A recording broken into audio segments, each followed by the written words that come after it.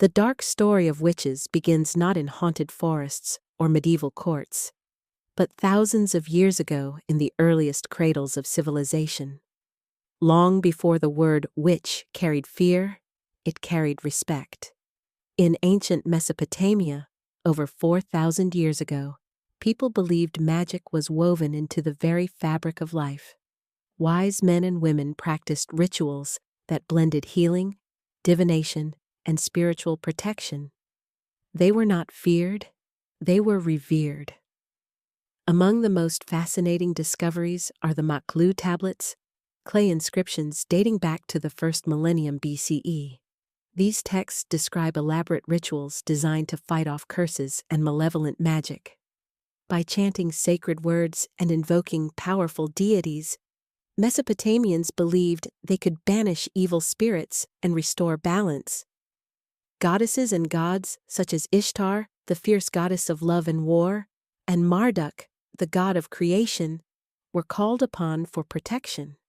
Their names carried power, and their presence was thought to defend against dangerous spells.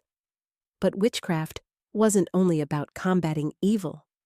It was also about everyday life. Ordinary Mesopotamians turned to wise practitioners for remedies, protection charms, and guidance. Herbs, stones, and oils were used in ways that combined medicine with magic. Healing and spellcasting often walked hand in hand. One striking feature of Mesopotamian witchcraft was sympathetic magic. This was the idea that actions performed on an object, like an effigy or figurine, could influence a real person. A doll could be used to represent an enemy, and whatever was done to the doll would supposedly happen to the person. Witches were also guardians of the dead. Spirits of ancestors, known as Gidam, were believed to linger among the living. Rituals with food and drink offerings ensured peace for these spirits and kept them friendly toward the household. If ignored, however, they might cause illness or misfortune. The night skies also played a role. Astrologers, highly respected in Mesopotamia, read the stars and planets as signs of divine will. Farmers, rulers, and families relied on their interpretations to make decisions, from planting crops to planning wars. Even medicine itself was magical. A healer might combine herbs with ritual words, believing that illness came not just from the body, but from spiritual imbalance. Cures were both physical and mystical, binding the people to a worldview where science and sorcery were indistinguishable. In this early age, witches were not hunted. They were healers, spiritual guides, and protectors of their people. Yet, the same powers that inspired reverence also sparked fear. If magic could heal, it could harm. And slowly, suspicion crept into the narrative of witchcraft. This was only the beginning. As civilizations rose and fell, witches transformed from trusted wise folk into mysterious figures caught between admiration and terror. Before we continue our journey into the chilling depths of history, don't forget, if you enjoy uncovering hidden truths and lost legends, subscribe to the Silent Lodge. It's your way of keeping these stories alive. From Mesopotamia's enchanted tablets, our story now turns to another ancient world, where witches lived in harmony with nature and celebrated the sacred cycles of life. The world of the Celts. In the misty landscapes of ancient Europe, far from the temples of Mesopotamia, another form of witchcraft thrived, one rooted in the rhythm of the earth and the cycles of the seasons. Among the Celts, witches were not sinister figures, but wise women and men who lived in harmony with nature. They were healers, midwives, herbalists, and spiritual guides, deeply respected within their communities. The Celts observed the turning of the year through 4 great festivals, each marking a sacred transition in nature's cycle. Witches played a central role in these celebrations, ensuring balance between the human and the spiritual worlds. The most famous of these festivals was Samhain, celebrated on October 31st. This marked the end of the harvest and the beginning of winter, a time when the veil between the living and the dead was at its thinnest. Witches performed rituals to honor ancestors, lighting bonfires and guiding spirits across the veil. It was a night of remembrance and protection. As winter slowly gave way, the Celts celebrated Imbolc on February 1st, dedicated to Brigid, goddess of fire, fertility, and healing. Witches led purification rituals, blessing homes with Brigid's crosses and preparing the people for the renewal of spring. Candlelight symbolized hope and the return of the sun. Then came Beltane, the fire festival of May 1st. Bonfires roared across hilltops, and witches guided fertility rituals to bless crops, livestock, and marriages. Dancers wove around the maypole, celebrating the interwoven strands of life itself. For the Celts, Beltane was joy, vitality, and renewal. Finally, Lughnasadh, held on August 1st, marked the first harvest. Witches led offerings of the season's bounty to Lugh, the god of skill and craftsmanship. Rituals of gratitude bound communities together, reminding everyone of their dependence on Earth's gifts. Through these seasonal rites, witches maintained their role as guardians of balance. They understood herbs that could heal or harm, chants that could bless or curse, and the unseen rhythms of the cosmos. But more than healers, witches were also keepers of wisdom. They told stories of gods, spirits, and cycles of life and death. To the Celts, the witch was a bridge between the ordinary world and the mystical otherworld. For centuries, Celtic witchcraft was not feared, but revered. Communities sought their guidance for childbirth, healing, and blessings. Yet, as Christianity spread through Europe, old gods were demonized, and the witch's sacred role began to shift into something darker in the eyes of the Church. Still, the echoes of Celtic witchcraft remain. Even today, many of their rituals, bonfires on seasonal festivals, the weaving of Brigid's crosses, the lighting of candles for protection, continue in hidden corners of culture. The story of witches was far from over. As centuries turned, new worlds brought new beliefs, and witchcraft began to evolve in unexpected ways. Before we cross the seas to the Caribbean and witness the fusion of African and European traditions, remember, if you enjoy uncovering forgotten legends, don't forget to subscribe to the Silent Lodge. More mysteries await. As the winds of history carried ships across the Atlantic in the 16th century, a new chapter of witchcraft began to unfold, one born of pain, survival, and cultural blending. When enslaved Africans were brought to the Caribbean, they carried with them ancestral traditions, spiritual beliefs, and rituals passed down for generations.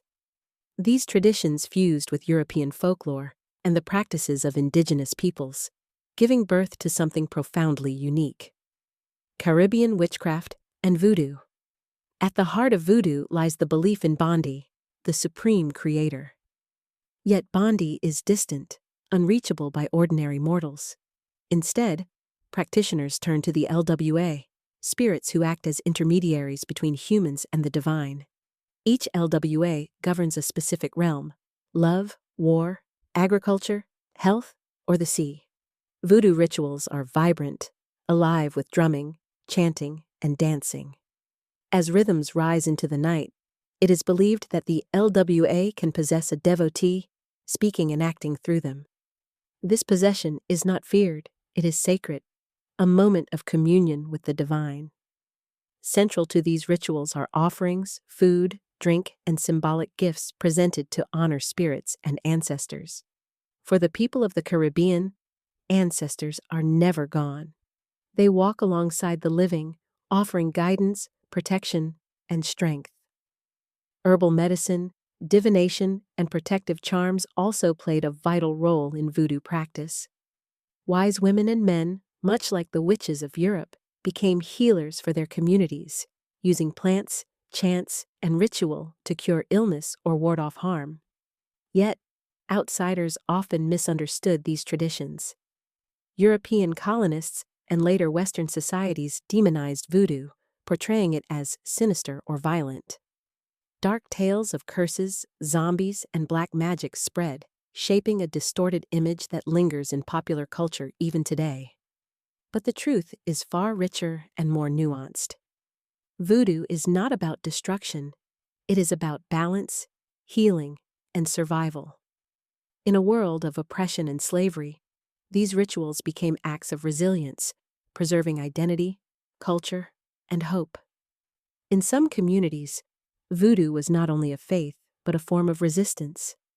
Enslaved people gathered in secret to honor their spirits and ancestors, finding unity and strength in shared rituals. These ceremonies reminded them of who they were, an unbroken chain of life stretching back across the ocean. Just like the Celts who honored the turning of the seasons, voodoo practitioners found meaning in cycles of nature and the unseen forces around them. Witches of the Caribbean stood as healers, spiritual leaders, and protectors of their people, carrying wisdom that endured despite centuries of persecution. Yet, while voodoo thrived in the Caribbean, something far darker was brewing back in Europe. Fear of witchcraft had reached a fever pitch, and whispers of sorcery soon turned into accusations, trials, and merciless punishments. As we leave the vibrant rituals of the Caribbean, we now step into the cold shadow of medieval Europe, where witches went from respected healers to hunted heretics. As we step into the cobbled streets and stone castles of medieval Europe, the story of witches takes a grim turn. Once seen as wise healers and guardians of ancient knowledge, witches became feared as servants of the devil. In a society dominated by the Catholic Church, the line between faith and fear blurred. Anything that challenged church doctrine, from herbal remedies to astrological readings, was branded suspicious. Witchcraft was redefined, not as healing, but as heresy. The Inquisition, launched in the late Middle Ages, fueled this fear. Its mission was to root out heresy, and witchcraft was soon lumped in with blasphemy, sorcery, and devil worship. The Church declared that witches had entered into pacts with Satan, threatening not only individuals but the soul of society itself. One infamous text fanned these flames, the Malleus Maleficarum, or the Hammer of Witches, published in 1487 by Heinrich Kramer. This manual instructed authorities on how to identify, interrogate, and punish witches. It spread like wildfire across Europe, turning suspicion into deadly certainty. The punishments were severe. Burning at the stake became the most feared sentence, thought to purify the accused by fire and prevent the devil from reclaiming their soul. Others were drowned, hanged, or imprisoned under brutal conditions. Between the 15th and 17th centuries, witch hunts erupted across the continent. Fear and superstition spread faster than reason. Villages turned against their own neighbors, accusing anyone who was poor, elderly, or simply different. A misfortune, a failed harvest, a storm at sea, or sudden illness was enough to spark a fresh round of accusations. The numbers are staggering. Historians estimate that 40,000 to 60,000 people were executed for witchcraft in Europe, with some estimates climbing as high as 100,000. The majority were women, though men and even children were not spared. Germany, Switzerland, and France were among the regions hit hardest. In small towns, entire families could be accused, their lives destroyed in a frenzy of fear and suspicion. Forced confessions, often obtained through torture, sealed their fates. And yet, not all shared in this hysteria. As the Enlightenment spread in the 17th century, thinkers began to question the logic behind the trials. Natural disasters and disease were explained through science rather than sorcery. Gradually, skepticism replaced superstition, and the witch hunts began to fade. But before the madness subsided, the legacy of persecution traveled across the Atlantic. In the New World, the Puritans of Massachusetts carried with them their fear of witches. This fear would soon erupt in one of the most infamous witch trials in history. The chilling events of the Salem Witch Trials would forever mark the dark history of witches, not just in Europe, but in America as well. In the harsh winter of 1692, the small Puritan village of Salem, Massachusetts, was plunged into fear. The Puritans, strict in their beliefs, saw the world as a battlefield between God and the devil. To them, witches were not folklore, they were real, dangerous enemies. It began when young girls in Salem Village, including Betty Paris and Abigail Williams, displayed strange fits, contortions, and outbursts. With no medical explanation, suspicion turned to the supernatural. The local doctor declared the girls were bewitched. Accusations spread quickly. 3 women were first charged: Tituba, an enslaved woman; Sarah Good, a beggar; and Sarah Osborne, an elderly widow. Under pressure, Tituba confessed and claimed others were witches too, fueling the paranoia. Soon, accusations engulfed the entire community. Neighbors turned against neighbors. Old feuds and grudges disguised themselves as holy justice. The court relied on spectral evidence, claims that the accused appeared as spirits in visions, a practice impossible to disprove. By the end, 200 people were accused, 19 were executed by hanging, and one man, Giles Corey, was pressed to death with heavy stones. The Salem Witch Trials became a terrifying symbol of what happens when fear outweighs reason. By 1693, the hysteria faded as doubt grew about the reliability of the evidence. Governor William Phips halted the trials, and many prisoners were freed. But the damage was already done. Salem would forever be remembered as a warning against unchecked paranoia. As time moved forward, the fear of witches gave way to curiosity. In the late 18th and 19th centuries, the era of Romanticism rekindled interest in mysticism, symbolism, and the supernatural. Writers and artists such as Mary Shelley, Edgar Allan Poe, and William Blake infused their works with mystery and esoteric themes. Romanticism saw witches not as monsters, but as symbols of hidden wisdom and the untamed natural world. Seances, spirit communication, and occult societies like the Theosophical Society emerged, blending philosophy, mysticism, and science in a search for deeper truths. This transformation paved the way for the modern revival of witchcraft in the 20th century. In 1954, Gerald Gardner published Witchcraft Today, sparking renewed interest in Wicca and neo-pagan traditions.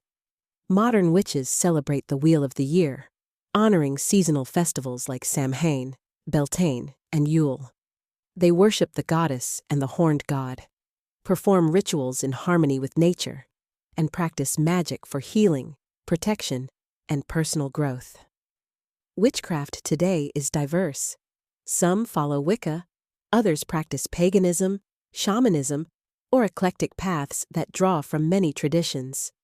Far from the dark caricatures of medieval times, witches now embrace their identity with pride, often focusing on environmentalism, equality, and spirituality. Yet popular culture still fuels stereotypes. Movies and TV often portray witches as villains wielding dark power. But in reality, most practitioners see magic as a way to connect with the natural world and foster positive change. And so, the story of witches comes full circle. From revered healers to feared outcasts, from persecuted victims to modern spiritual seekers, the history of witches is a reflection of humanity's deepest fears and greatest hopes. So next time you hear a whisper in the wind or catch a flicker of shadow under the moonlight, remember, the world of witches is never too far away. If you've enjoyed uncovering the mysteries of the past with us, don't forget to subscribe to The Silent Lodge for more journeys into history's most haunting secrets. Until next time, stay curious, and stay mystical.